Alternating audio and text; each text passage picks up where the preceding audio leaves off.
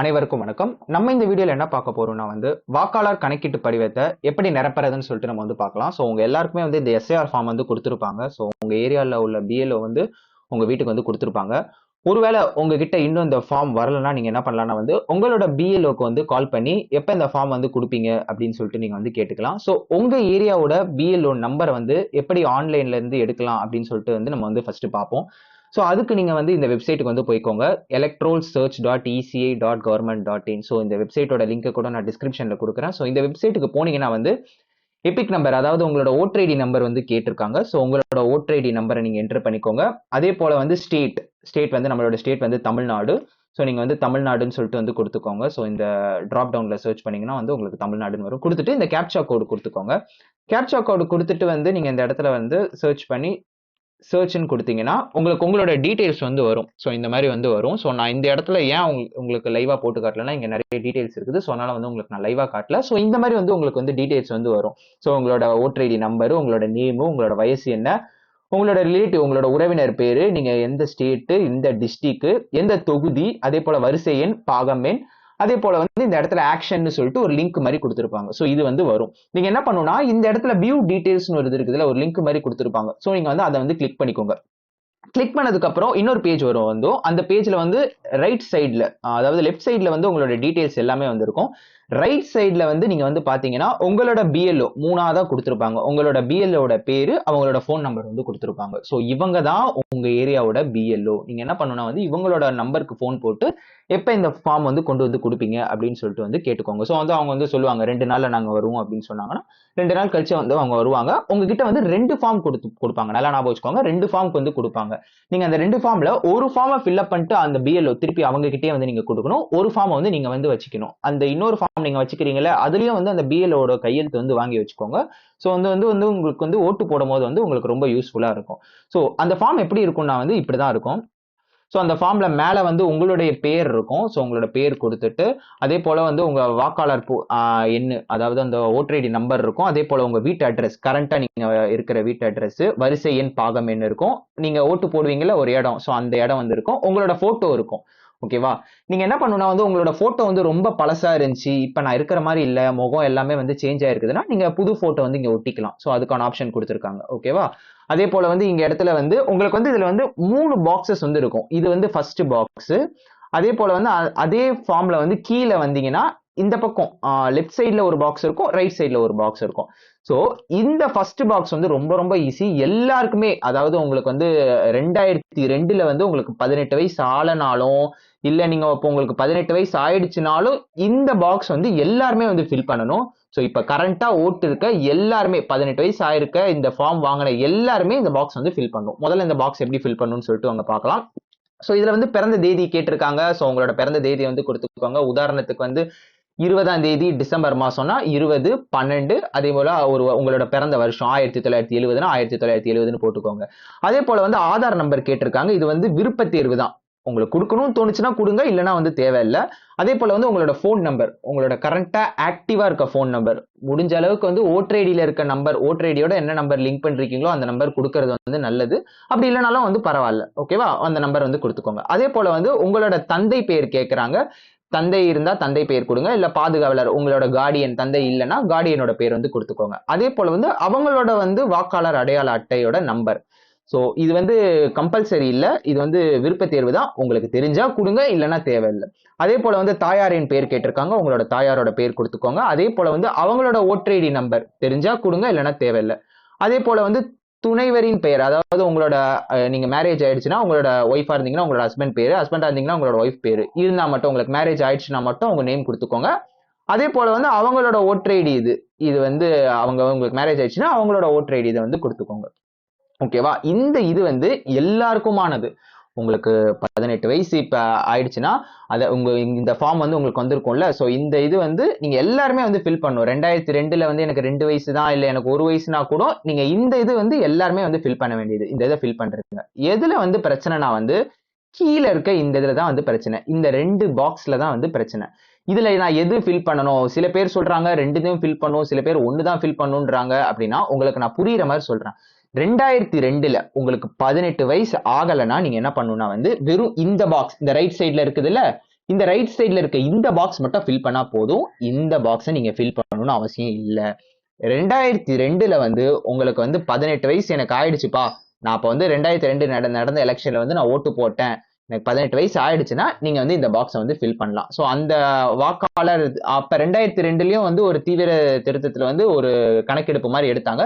So அதுல உங்க பேர் இருந்துச்சுன்னா நீங்க வந்து இந்த இதை ஃபில் பண்ணலாம். ஸோ நிறைய பேருக்கு வந்து குழப்பம் இருக்கும், என்னோட பேர் இருக்குதா இல்லையான்னு தெரியல. ஏன்னா நிறைய பேர் என்ன சொல்றாங்கன்னா வந்து நான் 2002ல வந்து ஓட்டு போட்டேன் ஆனா என் பேர் இல்ல, அதை எப்படி கண்டுபிடிக்கணும், இன்னொருத்தங்களுக்கு வந்து தெரியல, அதை எப்படி கண்டுபிடிக்கணும் அப்படின்னு சொல்லிட்டு வந்து நிறைய பேர் என்கிட்ட கேட்டுட்டு இருக்கீங்க. ஸோ அவங்க எப்படி கண்டுபிடிக்கணும்னா வந்து அதுக்கு ஒரு வெப்சைட் இருக்குது, நீங்க இந்த வெப்சைட்டுக்கு வந்து போய்க்கோங்க. ஸோ இந்த வெப்சைட்டோட லிங்கை வந்து நான் உங்களுக்கு வந்து டிஸ்கிரிப்ஷன்ல கொடுக்குறேன். voters.eci.government.in. ஸோ இதுக்கு போயிட்டீங்கன்னா உங்களுக்கு இந்த இடத்துல நிறைய ஆப்ஷன்ஸ் இருக்கும். ஸோ இதுல வந்து search your name in last SIR. So இந்த எஸ்ஐஆர்ன்ற இதுல வந்து search your name in last SIR. So இதை வந்து கிளிக் பண்ணிக்கோங்க. கிளிக் பண்ணிட்டு உங்களோட ஸ்டேட் கேட்கறாங்க. ஸோ நம்மளோட ஸ்டேட் வந்து தமிழ்நாடு, நம்ம தமிழ்நாடுன்னு கொடுத்துப்போம். கொடுத்துட்டு வியூ கொடுத்துக்கோங்க. கொடுத்ததுக்கு அப்புறம் உங்களுக்கு இந்த மாதிரி ஆப்ஷன் வரும். இதுல வந்து நீங்க என்ன பண்றீங்கன்னா வந்து உங்களோட ஓட்டர் ஐடி வச்சு கூட நீங்க கண்டுபிடிச்சிக்கலாம் அப்போ உங்களுக்கு இருந்துச்சான்னு சொல்லிட்டு. ஆனா இது வந்து சரியா ஒர்க் ஆறது இல்ல, நிறைய நேரங்கள்ல வந்து இது வந்து ஒர்க் ஆறது இல்ல. நீங்க அதுக்கு பதிலா என்ன பண்ணுங்கன்னா பெட்டர் உங்களோட பேரை போட்டே வந்து நீங்க இது பண்ணிக்கோங்க, உங்க நேம் இருந்துச்சா இல்லையான்னு சொல்லிட்டு. ஸோ இந்த ஆப்ஷன் வந்து நான் கிளிக் பண்ணிக்கிறேன். ஸோ இங்க வந்து உங்களுக்கு நிறைய ஆப்ஷன் வந்து கேட்டிருக்காங்க. முதல்ல உங்களோட டிஸ்ட்ரிக்ட் என்னன்னு வந்து கேட்டிருக்காங்க. நான் உதாரணத்துக்கு இந்த வீடியோக்காக நான் சென்னைன்னு எடுத்துக்கிறேன். உங்களோட டிஸ்ட்ரிக்ட் நீங்க மதுரைனா மதுரைன்னு எடுத்துக்கோங்க, தூத்துக்குடினா தூத்துக்குடின்னு எடுத்துக்கோங்க. அடுத்து வந்து உங்களோட தொகுதி, நீங்க என்ன தொகுதியில வந்து 2002ல வந்து ஓட்டு போட்டீங்க, நல்லா ஞாபகம் வச்சுக்கோங்க. 2002ல என்ன தொகுதியில ஓட்டு போட்டீங்க, நான் வந்து டி நகர்னு கொடுத்துக்கிறேன். அதே போல வந்து போலிங் ஸ்டேஷன், வாக்குச்சாவடி எங்க போய் ஓட்டு போட்டீங்க அது உங்களுக்கு தெரிஞ்சா கொடுங்க, இல்லைன்னா தேவையில்லை. அதே போல வந்து வாக்காளரோட பேர் கேட்டிருக்காங்க, இதை நல்லா ஞாபகம் வச்சுக்கோங்க. தமிழ்ல கொடுக்கறது பெட்டர், ஓகேவா, உங்களுக்கு கரெக்டா இருக்கும். நீங்க என்ன பண்ணீங்கன்னா வந்து உங்களுக்கு தமிழ்ல நேம் எடுக்கணும்னா நீங்க கூகுள்ல போயிட்டு இங்கிலீஷ் டு தமிழ் இப்படின்னு போட்டீங்கன்னா உங்களுக்கு இந்த மாதிரி வரும். இதுல வந்து உங்களோட பேர் வந்து போட்டுக்கோங்க. நான் இந்த வீடியோக்காக ஒரு வாக்காளரோட பேர் போட்டுக்கிறேன்.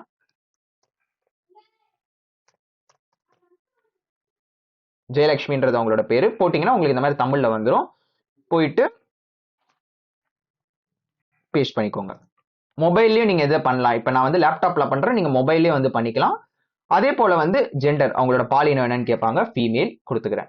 கொடுத்துட்டு நீங்க சப்மிட் கொடுத்தீங்கன்னா ஜெயலட்சுமின்ற பேர்ல யார் யாரெல்லாம் வந்து இந்த தொகுதியில இருந்தாங்க உங்க பேர்லாம் வந்து வரும். ஒருவேளை உங்க பேர் வந்து எல்லாரும் பொதுவா வைக்கிற பேர்னா நிறைய பேர் வரும், 500 பேர் கிட்ட வரும். அது உங்களுக்கு தேடுறது வந்து ரொம்ப கஷ்டமா இருக்கும். அந்த மாதிரி நேரத்துல உங்களோட உறவினர் பேரையும் போட்டீங்கன்னா வந்து உங்களுக்கு ரொம்ப ஈஸியா இருக்கும், தேடுறதுக்கு வந்து வசதியா இருக்கும். ஸோ அதனால நான் உறவினரோட பேரை வந்து போட்டுக்கிறேன்.